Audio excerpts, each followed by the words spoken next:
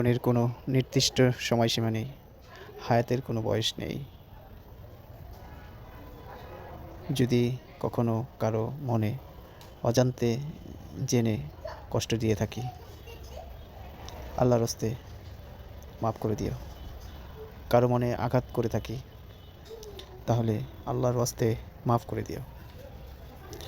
কারণ বলা যায় না তো কখন যে উপরওয়ালার ডাক চলে আসে, সেই ডাক তো আর ফিরিয়ে দেওয়ার কারোই ক্ষমতা নেই। আর কখনো যদি না ফিরি, না দেখা হয়, এইভাবে এখন দোয়া করি, হে আল্লাহ, আমি অনেক ক্লান্ত, অনেক দুর্বল, আমি আর পারছি না।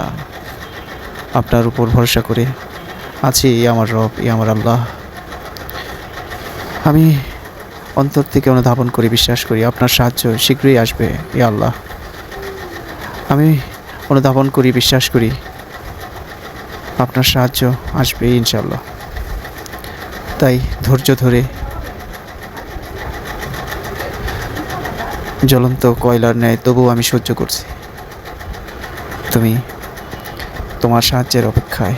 তোমারই প্রিয় গোলাম, তোমারই পাপী গোলাম, ক্ষমা করো।